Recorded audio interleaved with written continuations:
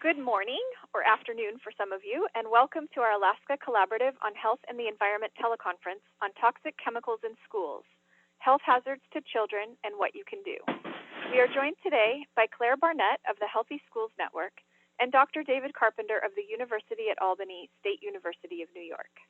My name is Diana DeFazio, and on behalf of Alaska Community Action on Toxics, I'll be facilitating today's call.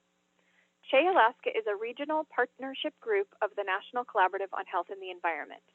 CHE Alaska aims to advance knowledge and effective action to address growing concerns about the links between human health and environmental factors.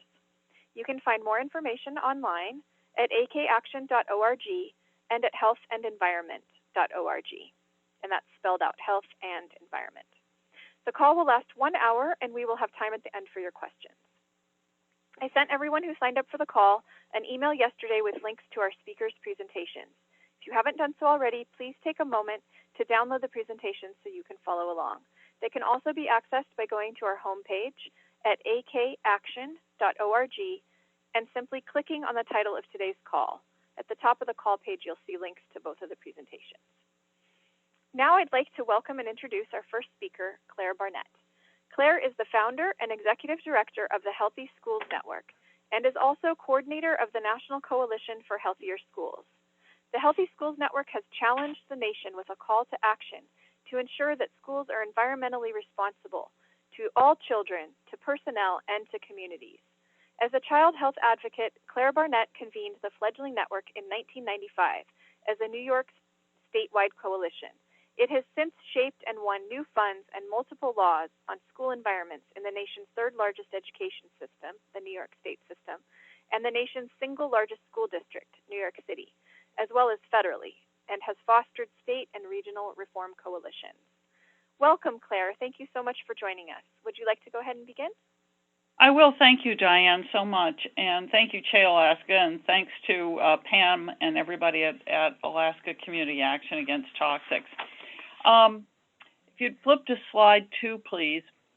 We really use 2 frameworks when we talk about the school experience in children's environmental health. The first framework, which ACAT's very familiar with, and I'm sure many of your listeners are, is that children are not just little adults. They breathe more air per pound of body weight, their skin is more permeable, they're biologically more vulnerable, they may have different exposures. And some of the indoor exposures in schools will include things like building materials and furnishings, treated wood, carpet, fabrics, products, synthetic turf, science projects, paint, markers, correction fluids, and so forth. So there are a lot of exposures that take place inside the school, which is more than just exposure to the 3 R's. What we do know from some collaborative work that we did with the intellectual and developmental disabilities organizations is that children with special health or learning needs may be even more exposed and more vulnerable to hazards that they encounter. And it makes a certain amount of sense when you realize that they may have additional problems in communication, but more to the point, they may already have some health compromises. The second framework, slide 3, is that schools aren't just little offices. And I think instinctively every parent understands this, but you need to really think it through and then figure out how to use the material. First of all, nationally, about 95% of all school occupants are women and children, and those women are mostly of childbearing age. 99% of all school children actually attend school every day. That comes from the National Association of School Nurses. Schools are more densely occupied than homes or offices. And for those of you who are in an office now, look around your office space and imagine how many little children would be sitting on the floor if it were a second grade reading group. So they're much more densely occupied. They are also have many more processes and chemical uses in place in one school facility than a home would have. For example, if you have a regional school that has some pre-K programs as well as vocational programs and a print shop and a swimming pool, they're all sharing the same ventilation system, but with a very wide array of people inhaling that air. One of our difficulties that we've seen is that there's been so little federal funding available for a short amount of time that when you look across the states at who's active in the states on policy and practice regarding school environments, you don't see as much as you do for CDC's traditional school health model. Many people are very familiar with the Federal Centers for Disease Control and Prevention school health model, which is really traditional school health education and some violence and bullying and the psychosocial environment. They've been at it for a long time. They've really invested in it with combinations of state and district grants. On the other side, though, however, on the environment side, EPA has been at it for a far shorter amount of time with less money, and the results really show up. Only about 20% to 30% of the states are active in helping districts with environmental factors. On the other hand, when it comes to psychosocial issues, about 80 to 90% of the states are active in that area. And that's based on a CDC school health survey that was in the field in 2012. Next slide. One of our signature report here is a third triennial State of the States Data and Policy report that our office produces with interns and many contributors, including people like Pam at ACAT. So rather than get into all the detail from all the states, I just want to share a little bit of information about Alaska that we gleaned largely from federal sources as well as from people in Alaska. And I'll move on to that in a minute. Next slide, 5. The Towards Healthy Schools report has a narrative introduction.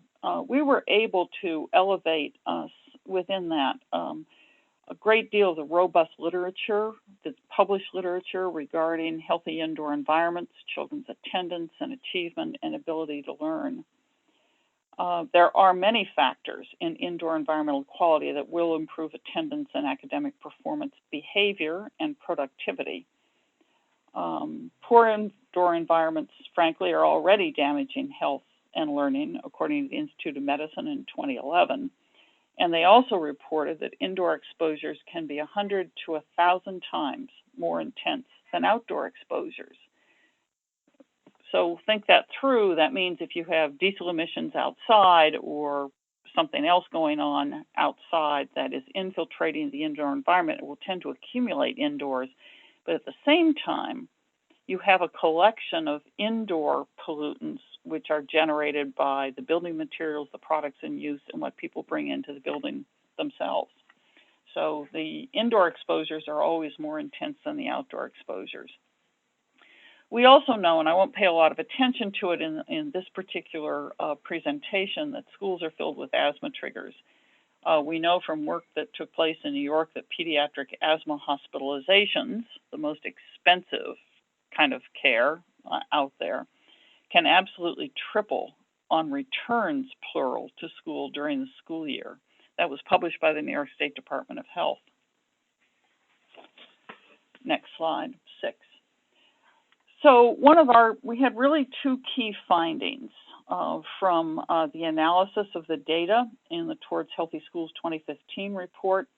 The first is that we consider, and this was a large group decision here, that all school children should be considered at elevated risk of health and learning difficulties due solely to the unexamined and or unaddressed risks in their schools and the lack of public health services for children at risk or with suspected exposures.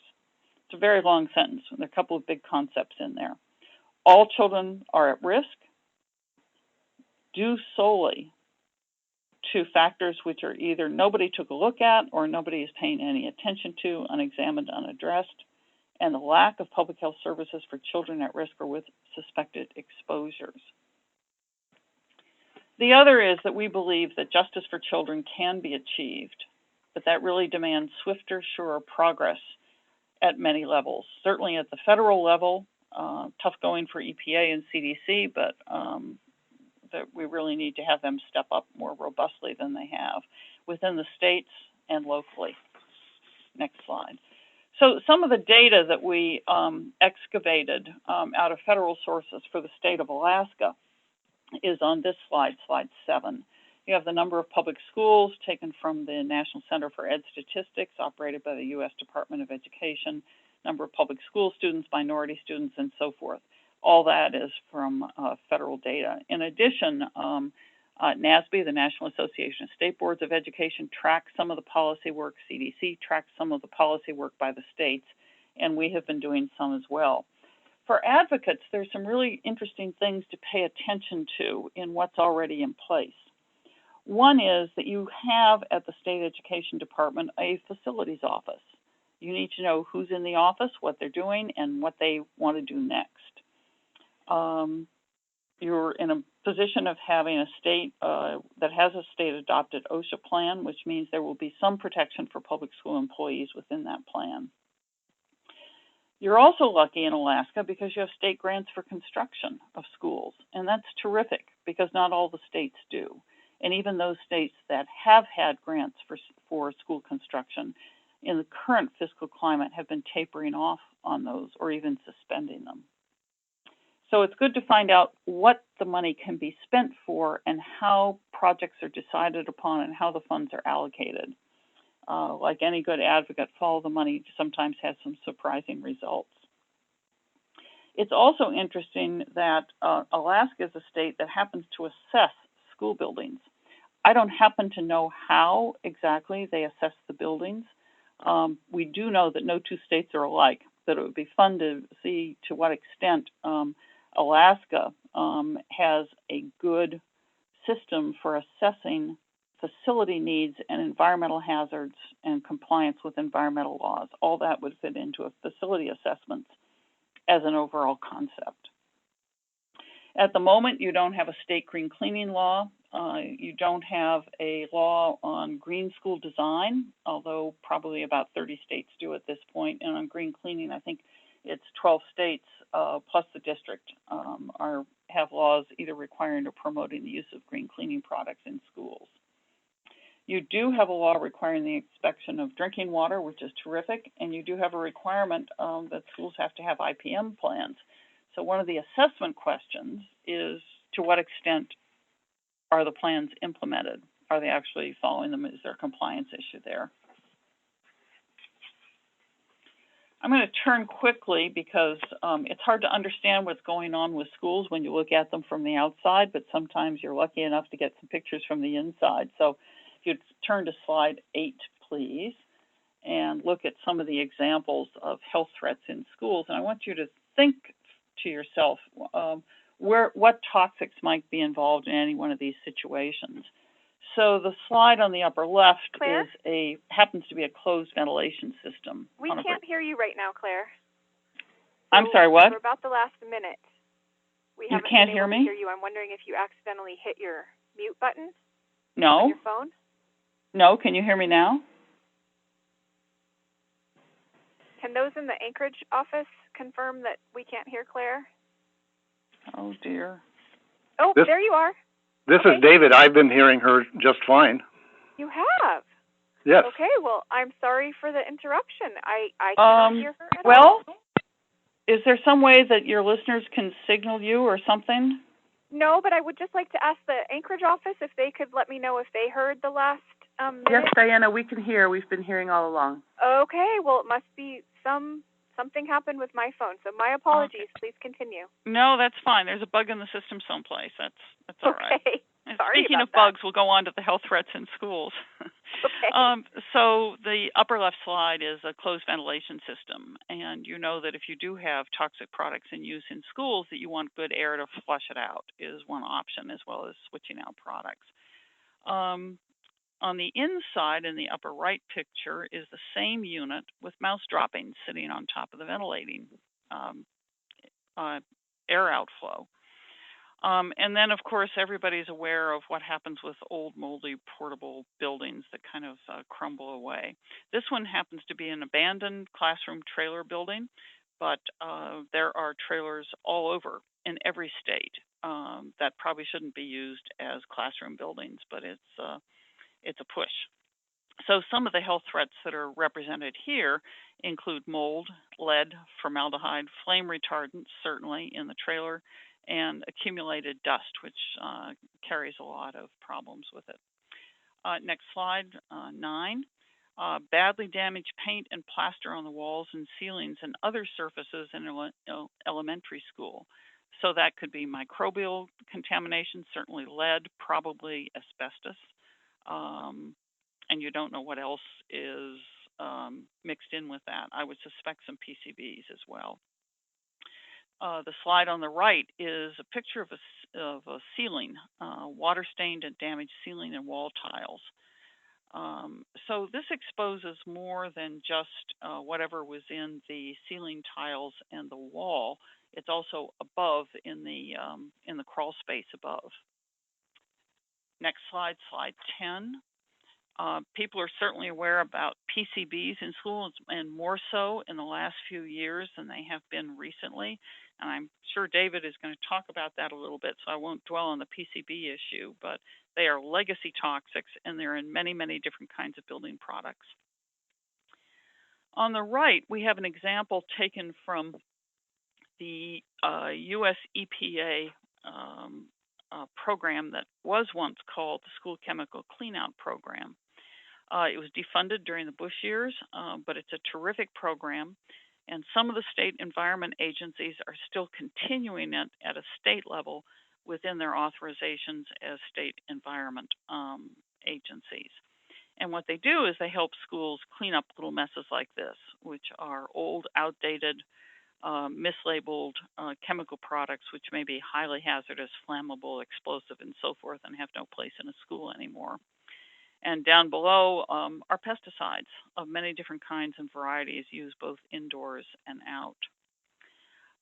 We know that parents very often find out about school exposures, but only after the fact. We know that from 2 surveys that we have done with the national and the state, New York State Association of School Nurses. And the most surprising part of all of that was not that they, of course, knew children who were adversely impacted by short-term acute exposures, but that they were highly reluctant to even talk about their own exposures with their own building principals and administrators, but even more reluctant to discuss those with parents. That's really a chilling piece of information. If you are a parent and you say, I have a child and we're seeing the doctor more often and we're using more meds and nobody's telling me what's going on, and, well, have you checked with the school nurse? She said, no, there's nothing happening. He's the only person who's sick. The odds are, if it's a revolving door student, meaning they're healthy on Monday and sick and out on Tuesday and Wednesday, it is a school-based exposure, and it will take a great deal of digging to find out exactly what's going on. We've had many examples that we've collected over the years, and people have called us for assistance. For example, slide 11, parent from Tennessee. It actually took her 4 years of work to get her local school to stop spraying hospital-grade disinfectants around children at lunch. And it was the children who were doing the spraying. As a result of documenting this and reporting it, she was actually banned from visiting her child's school, and it took 5 months for a lawyer to get the ban revoked. That is just one of the stories that shouldn't be taking place. A Pennsylvania parent encountered her child being asked to clean up mold-damaged materials within the school itself, and it's completely inappropriate. She reached out, and the state health department, as well as the building principal, both helped her with that. And a Virginia parent talked about a construction zone is exactly next to where her daughter's class runs and plays at recess. And the children are literally playing underneath clouds of dust from the construction. The school says that it wasn't a big deal, and OSHA, which is Occupational Safety and Health for Adults, was there, but said they couldn't help because the workers were already wearing masks. It's just the children don't have masks, and the children are playing under the same clouds of dust. The local health department in Virginia said they would simply monitor the situation because they didn't have anything that they could do for children as well. So it's a little bit crazy to have every single state compel children to attend school, but then not pay attention to the conditions and the exposures that are taking place in these buildings. I'll skip over slide 12, the common asthma triggers in schools. I think a lot of you are very familiar with those, but I do want to mention some of the toxics in schools, and probably David's going to amplify this. Secondhand smoke, of course, pests and pesticides, mold. Slide 14, though, amplifies this a little bit. There's certainly lots of chemical hazards embedded in cleaning products that are used every single day of the week. So it's certainly possible to switch out to safer green cleaning products. It's easy to switch off to safer pest control methods. It should be easy, but it often takes an outside expert to help schools do an inventory and dispose of old, outdated chemicals, as well as use safer disinfectants. There's new research that we have published and others have published on using safer disinfectants in schools to use as directed in high-touch areas.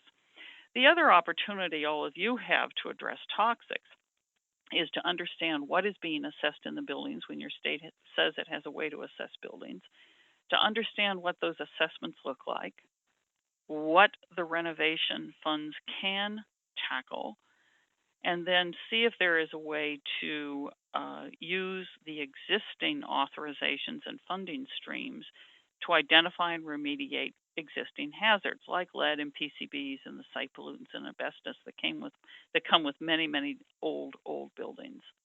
In the end, whatever the money is spent on, the community, the parents, the children, the teachers certainly want to know that the investment has created a greener, healthier school building that's easy to clean and to maintain. I want to focus a little bit on some good news out there. We and our partners established a national collaborative work group on green cleaning and chemical policy reform in schools several years ago, and it's been a wonderful tool. So we just updated the website, and slide 15 is a shot of the new website, and it contains two different toolkits now. So we're probably going to have to change the web name, but I'm not sure how we go about doing that at the moment. So we have a green cleaning toolkit, which is the old toolkit, also cleaned up and kind of streamlined with good information, including a worker training module done for us by AFSCME, International Union, and linking to the safety data sheets that are part of the globally harmonized system. And the second toolkit is on healthy products for healthy schools. So in that, we're really tackling a wider array of green products. They are certified, they are greener, they are healthier, they're available, and they're often at same or lower cost. I happen to be sitting in a state, New York State, which has had a green procurement program for the state agencies for a number of different years, probably since almost 6 years now. And they've come out with a recent report this year showing again that the state has saved over $100 million in a year just by buying green products. So it's the upfront cost. So this is a good news item. And I want to mention about the other products in reducing the chemical load inside a building because of a terrific work that was done by the Northeast Independent School District in San Antonio, Texas. They implemented EPA's premier indoor air quality tools for schools program to clean up indoor air. The district also adopted environmentally preferable purchasing. And so when they do classroom assessments, they're looking at the cleaning program, they're looking at the smart material selection, they're also tracking kids with asthma by classroom. And for those classrooms that have a high proportion of children with asthma, they go in and they actually inspect the individual classroom for asthma triggers. And this will include switching out some of these product types that are commonly found in schools, which may not need to be there, for which there are safer substitutes. So it's a very targeted kind of intervention program that has had tremendous success. And we really recommend Northeast Independent to all of you. Their weather isn't what yours is, but the program is really ready to replicate, and it's very exciting work to take a look at. And with that, I will turn it over to David.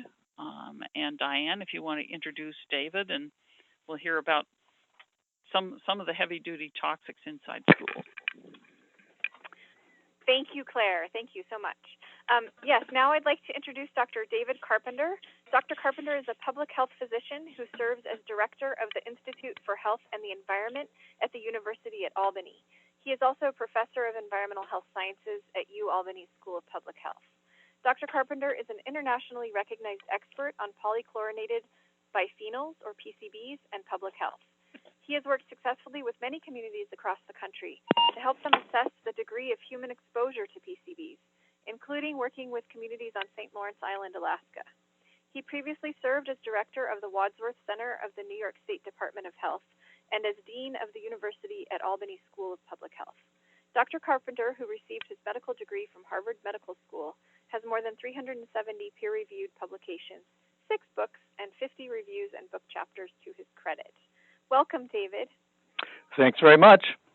And let's get right into this. I work closely with Claire and Healthy Schools Network as well as with ACAT, so this is sort of all in the family.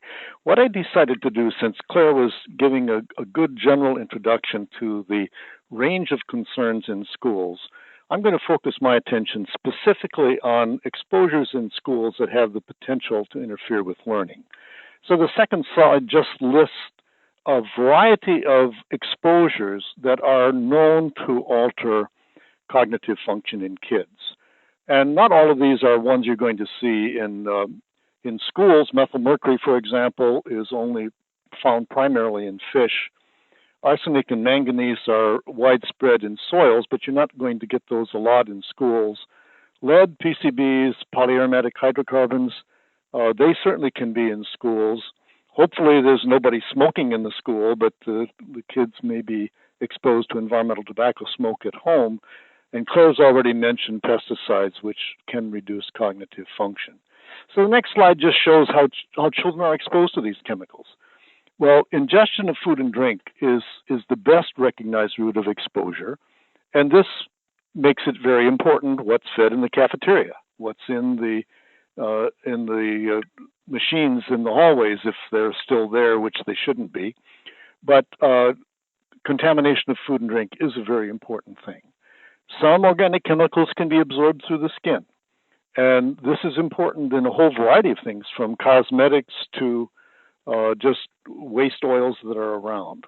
But inhalation is a very important route of exposure that has not been appreciated as being as important as it in fact is. And inhalation can be breathing in dust from all kinds of activities, but it also can be breathing in chemicals that volatilize and go in the air. You know, most people think when you spray for pesticides in the cracks and around the corners of the floor that those pesticides stay there, but that is not the case. They slowly go into the air, and if you're in the room, you're going to be breathing them as long as you're in the room. Now, they may kill roaches and ants and spiders, but they certainly don't do anything positive to kids or adults. And the fact that they are breathed in is important to understand. Now, there are some other exposures listed in the next slide that also can reduce learning. Just noise, racket from construction outside. Poor lighting, where kids have to squint to see, can reduce learning ability. And excessive radiofrequency electromagnetic fields, which I'll talk about a little bit more a bit later. So the next slide, I want to talk specifically about ADHD, or attention deficit disorder, which is more common in girls, whereas ADHD is more common in boys. Everybody that is in a school, every teacher, every administrator, knows about the kids that are always in trouble, that can't pay attention, that disrupt the learning of the whole classroom because they're overactive, they're impulsive, they do things that they just can't sit still. Now, you know, some people think that ADHD is just bad child behavior. Unfortunately, that seems not to be the case. ADHD is a syndrome that's triggered by exposure to certain environmental contaminants, and the time when children are exposed can even be before birth. So it isn't always that the exposure takes place in the schools, although often it does take place in the schools. So many of the children with ADHD do have other disorders such as autism or dyslexia or conduct disorder or oppositional defiant disorder, but some of those are associated with learning disability. But in the next slide, the risk factors for ADHD. ADHD is much more common in boys than girls, about 3 times as common. And it can appear primarily in families where they're not given proper nutrition, where there's maternal stress, and as I already indicated, a lot is dependent on pre- and postnatal exposure to environmental chemicals. The better educated the parent, the less likely the child is to have ADHD, which reflects both better nutrition, probably lower stress, and less exposure to environmental contaminants. In the next slide, we note that ADHD is not usually associated with great reductions in intelligence, but still kids with ADHD do poorly on cognitive function tests. And, that really that's not surprising, because how can you learn if you don't pay attention? So the problem in the kid with ADHD is they can't do 2 things at once. They start something, they get distracted and go to something else. And so it really is a matter of cognitive flexibility. Ability to switch attention from one thing to another is very reduced in the child with ADHD. Now, Claire has already mentioned concern about lead in PCBs, especially in older schools. And I think just about everybody knows that lead reduces IQ, and that dates from studies started by Herb Needleman back in the late 70s. I'm not going to show that slide, but I am showing one slide from his papers in that time, which shows that the ability of kids to pay attention, or the left bars show distractibility, in relation to how much lead is in the baby teeth of the child. And the higher the lead level, the more distractible the child. And if you go across, the less persistent, the more dependent, the less organized, the more hyperactive, the more impulsive, the more frustrated, the more of a daydreamer, the more being unable to follow directions and having a low overall performance in relation to lead exposure. Now, where can one be exposed to lead? Well, we used to have lead in gasoline. So in old schools, there still will be lead in the soil outside of the schools. Lead was added to paint for many, many years and still is present in some paints, especially those imported from China. And so old schools that have old paint that's chipping can be a source of exposure. We used to use lead pipes for water supplies, and there was a major issue in the District of Columbia not that long ago where old lead pipes were still in place and lead levels were elevated in some of the homes and some of the schools as well. But the next slide shows that you get the same profile of abnormal behaviors when you're exposed to PCBs. And this shows decreased IQ, impulsivity, attention problems, poor school performance, deviant social behavior, and even blurring of gender-specific behaviors. And that's because PCBs have activity that mimics estrogen, the female sex hormone. In the next slide, you see ability of kids in relation to their PCB level in their blood, for full-scale IQ, for verbal IQ, for freedom from distractibility and from verbal comprehension. And the higher the kids' exposure to PCBs, the poorer they do on all of these functions. Now, Claire did mention PCBs in schools, and just last week I was at a meeting in Woods Hole, Massachusetts, focused specifically on this issue. This is an issue that's gotten a lot of attention in New York City. It's beginning to get some attention in California, especially in Malibu. And it seems that the rest of the world is totally oblivious to this, or at least the rest of the U.S. Old schools that were constructed before about 1980, had PCBs used in a variety of building materials. PCBs were the solvent in oil-based paints. So old paint, if it hasn't been removed or covered over, has PCBs that slowly go into the air as they volatilize. Old fluorescent lights had ballasts, which are basically like capacitors, and they were filled with pure PCBs. We've had a situation in New York City where a student had pure PCBs dripping on her head coming from the light ballasts. And PCBs were used as a solvent for the caulk that was used around windows and doors and seams everywhere. And my office is an old building, and there was caulk hanging down on the outside, which we analyzed, and it was just loaded with PCBs.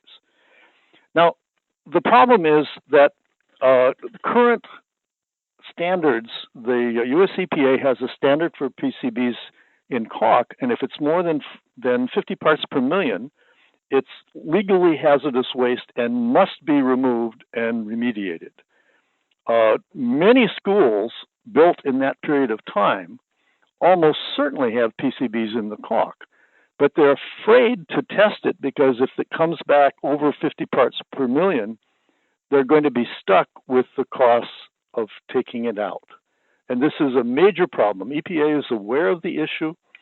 The situation in New York City, as more study was done, it appeared that the easier problem to deal with, and probably the most serious threat, was the PCBs coming from the ballast in the fluorescent lights.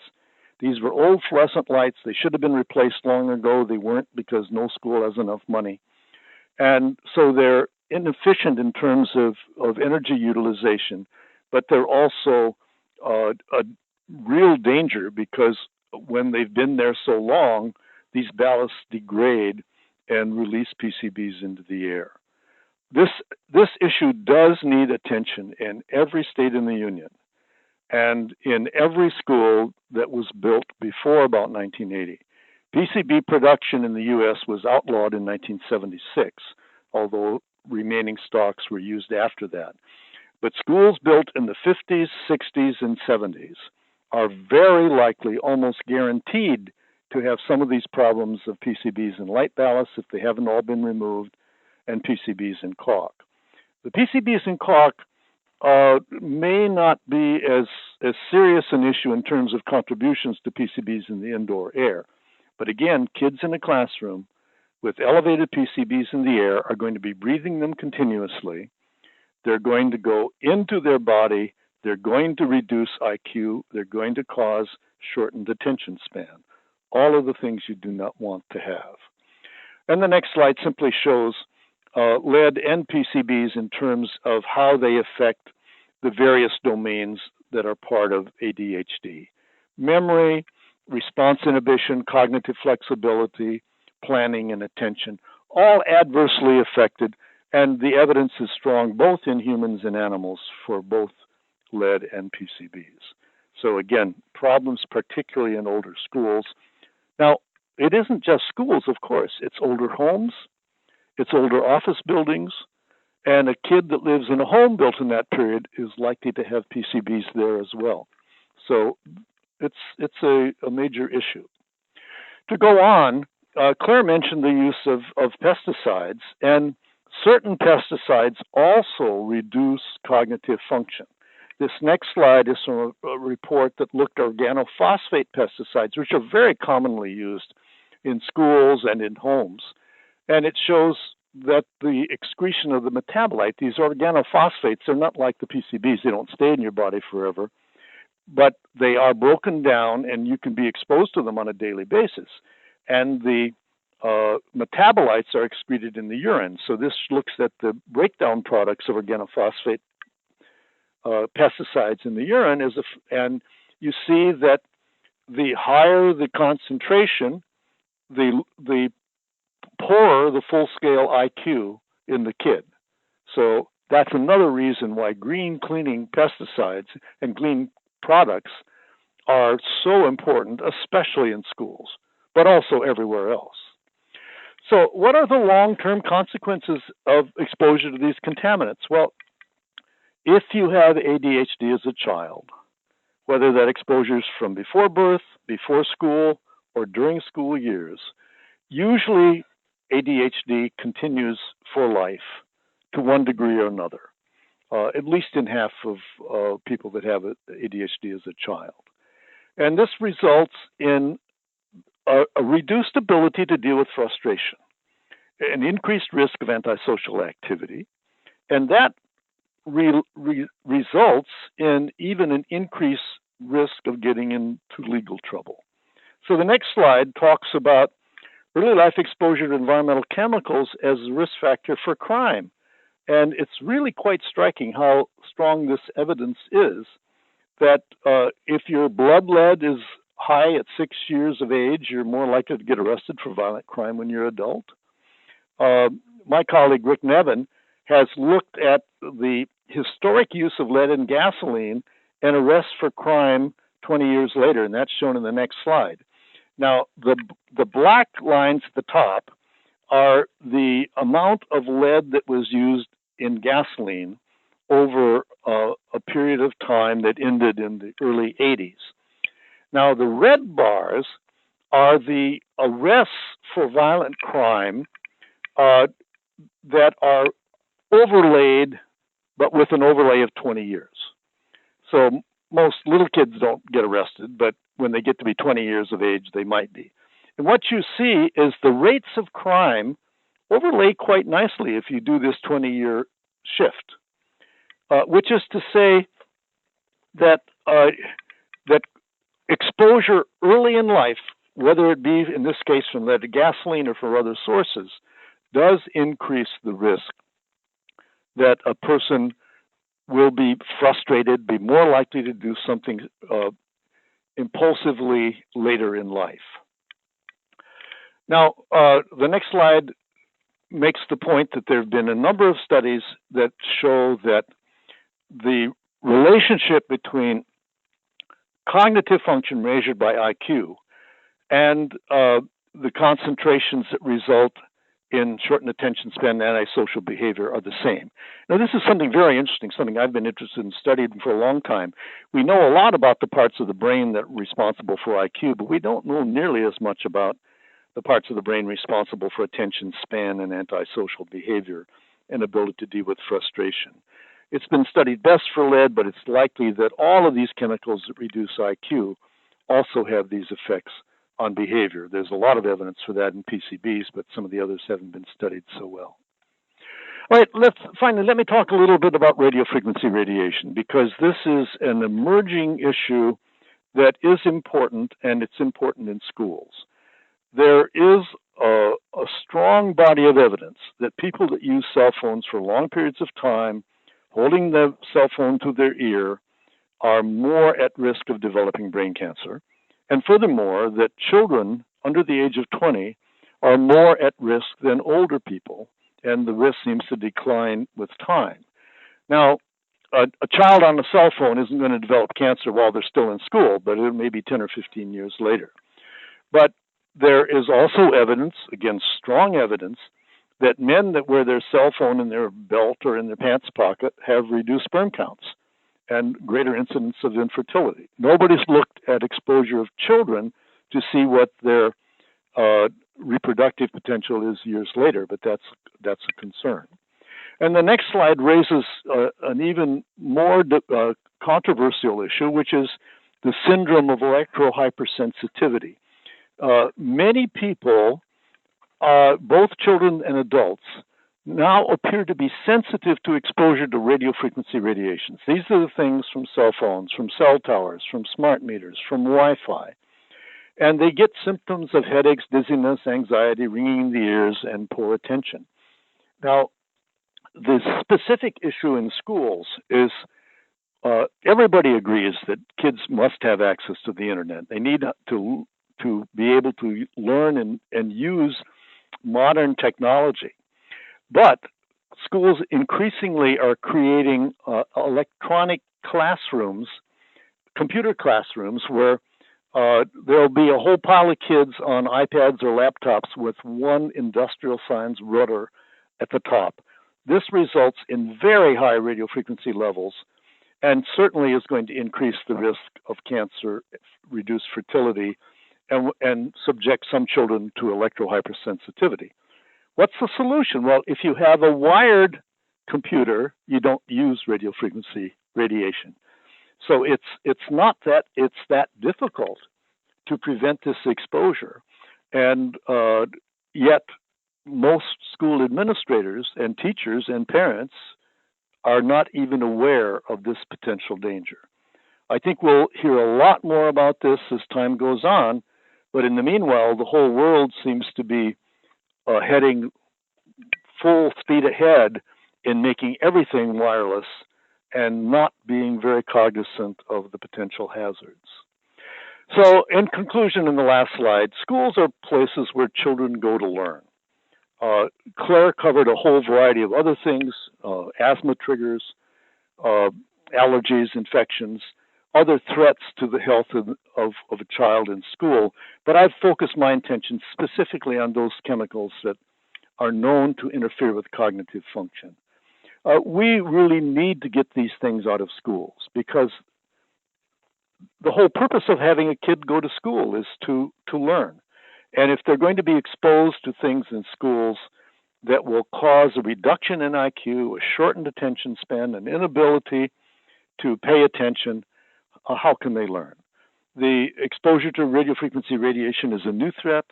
It's much less well documented, but it is increasingly being shown to be a very real threat that does have significant potential to interfere with the ability of children to learn and grow into productive and responsible adults. So I'll stop there, and I think we're going to go on to a session of questions. Yes, exactly right. Thank you, David. This is the time in our call when we open the lines for your questions and comments. So we have about 10 minutes to build on what we've learned and talk with our guest presenters. So if you would like to ask a question, please press *2 to unmute your line. Please also state your name and affiliation, and be brief enough that we can get to a few of your questions before the end of the hour. Thank you.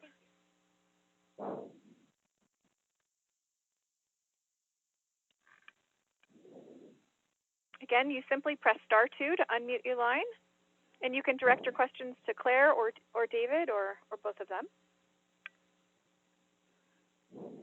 We were so clear, nobody has any questions. Hi, Diana, this is Pam with Alaska Community Action on Toxics. I have a couple of questions maybe to get us started while the shy people speak up here.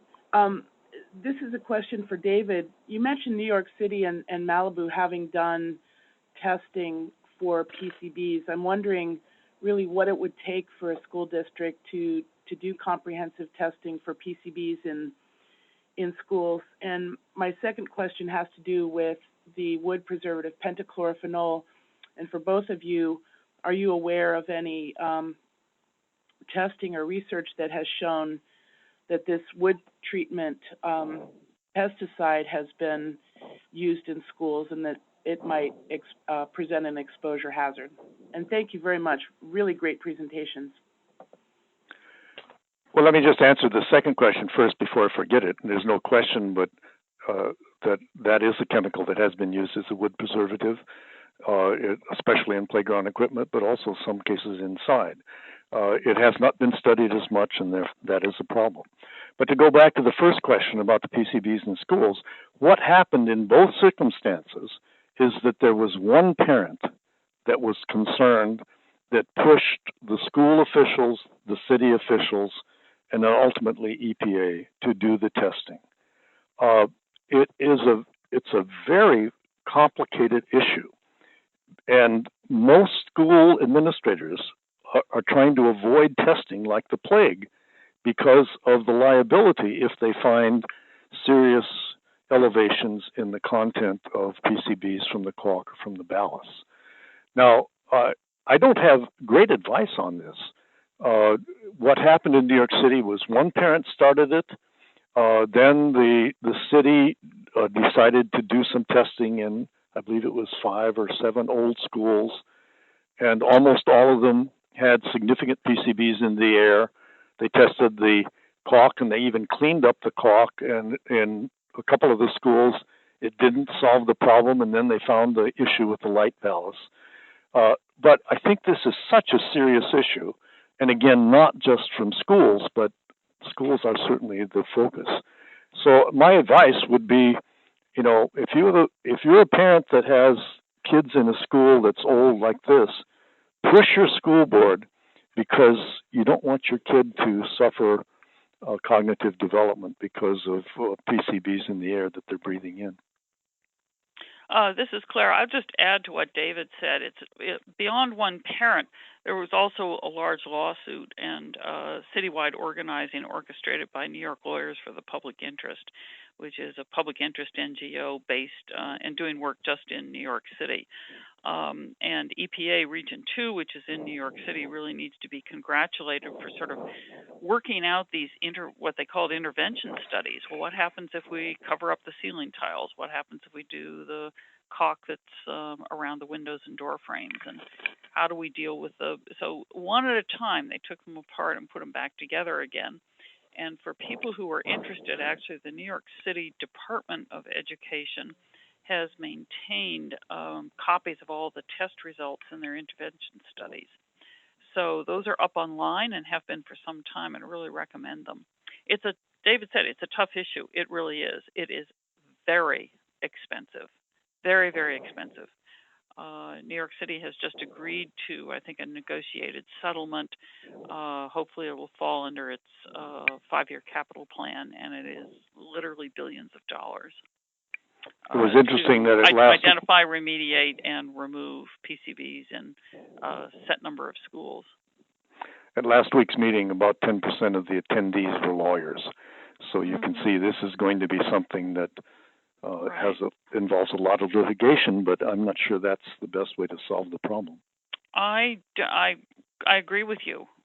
I mean, the root of it is it's a legacy building material that's in many kinds of buildings, including hospitals and government offices, and schools are not the only place that have something to attend to. Thank you. Are there other people with questions out there? I do. This is Hope Edelman. I'm out here in Malibu, California. David, I was at the PCB conference in Woods Hole with Jennifer DeNicola last week. Thank you so much for your presentation there. Out in Malibu, our PCBs and 8 other toxicants were discovered in the soil during a routine environmental impact report for renovations on our middle school, which is how more schools are actually discovering that they have a PCB problem. We, in fact, have money set aside from a bond issue that could remediate our schools, but what's holding us up is a lot of politics.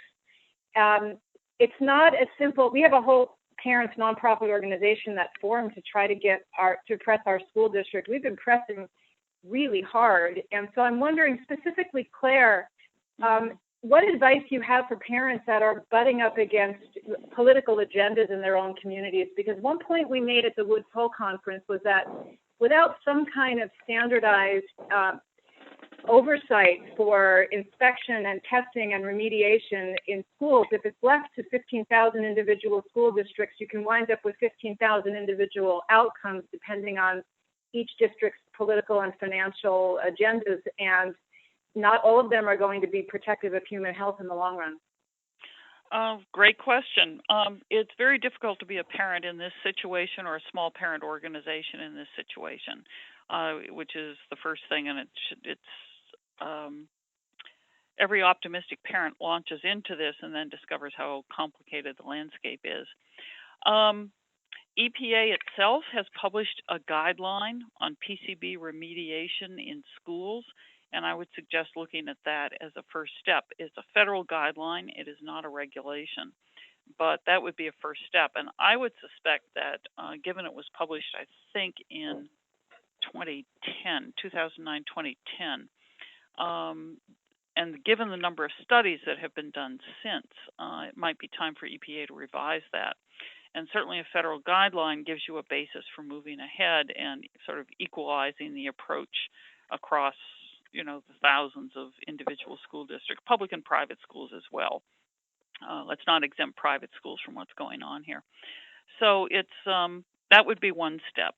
And for parents who are up against it, I would say only we have advice on our website because it's so commonly requested what you can do about forming a local organization. I think it's very difficult for volunteer parent organizations to come together around tough issues like this. And it really means setting a mission statement, some very carefully defined goals and objectives, and sticking together as a group, which turns out to be the toughest thing to do. Parenting is a very competitive sport, and every parent wants their child to have, first-string soccer and first-string math and so forth. And so sometimes parents follow their hearts as opposed to sticking together to solve a district-wide problem, which is very expensive to deal with. I wanted to add one element to David's presentation, which is newer information regarding apparent IQ deficits among children. I don't want to change the subject too far from PCBs because it's such a great one, but only to let you know that it is now in the literature that high CO2 levels, carbon dioxide levels in classrooms, at or over 1,000 parts per million CO2 lead to a documented decline in executive functioning or critical thinking skills in adults. That means they're not attending to tests, they're not concentrating, they can't stay focused, they cannot prioritize, and that's at 1,000 parts per million. Well, classroom levels are typically 1,500, 2,500. In the literature, they're reported as high as 3,000 and 4,000 and 5,000 parts per million CO2 in a classroom. So there are not any studies in this particular area with kids, and it's not understood if this is just CO2 levels by themselves or whether this is CO2 as an indicator of other pollutants which have accumulated in the indoor environment, the chemical stew of the air we breathe indoors. Anyway, so back to you, David, and I really want to thank the Malibu parent for a really terrific question. This is Laura in Seattle. I was going to ask Dr. Carpenter where we could look for current information on the radio frequency issue, because that one was new to me. Well, I have a relatively recent review article published in Reviews on Environmental Health. Let me just find the specific. I'd be quite happy to get copies of this to anybody that's interested, but let me get the total. While David is looking that up, if there are others who have questions, since we are about out of time, you could go ahead and send those to me at diana@akaction.org, and I can make sure that they get to either Claire or David, and I'm sure they'd be happy to respond to those. Yeah, it's Reviews in Environmental Health, Volume 28, page 159, 2013. And it's a summary of electromagnetic fields in general, but touches all of these issues. And I'd be happy to provide copies to anyone that would need it. Thank you. We are just about out of time. As I said, you can go ahead and forward your questions on to me at diana@akaction.org. Before we close, I just wanted to give to thank everyone for participating, everybody who called in, and our speakers, Claire Barnett and David Carpenter, and to ask if either of you would like to make any final remarks before I wrap up the call. I think I've said everything I need to say. Okay. Dealing with school environmental exposures in children is like a perfect storm. You have old school buildings, by and large, existing buildings, existing local political issues, as have been referenced prior to this, and you have children with great vulnerabilities. Yet there are no state health departments which actually track or provide any surveillance or coverage when children are at risk or have exposures. This is a wide open territory, and we need a lot more work to happen. And we need a lot more schools to clean up while we're in the middle of researching what's actually happening with children. And I really want to thank ACAT and Che Alaska for giving us the opportunity to share a little bit of information and encourage people to press on. Well, we want to thank you for your compelling presentations and call to action. So thank you both so much. Thanks, everyone, for calling in. There will be a recording of today's call that will be available on our website. We'll send a link to that. And our next call will be on Wednesday, November 5th. We'll be discussing outcomes of an upcoming meeting in Rome where an international panel of experts will review chemicals being considered for a worldwide ban under the Stockholm Convention on Persistent Organic Pollutants. And one of those chemicals, I'm sorry, I did forget the name, penta maybe, is the wood preservative that Pam Miller mentioned. So don't miss that call. Finally, please remember that you can offset the cost of teleconference fees for this call by donating now at www.akaction.org. Now is a great time to give because we have a matching grant from Groundswell's Catalyst Fund, which means that every dollar you give will be matched dollar for dollar to double your impact. If you have additional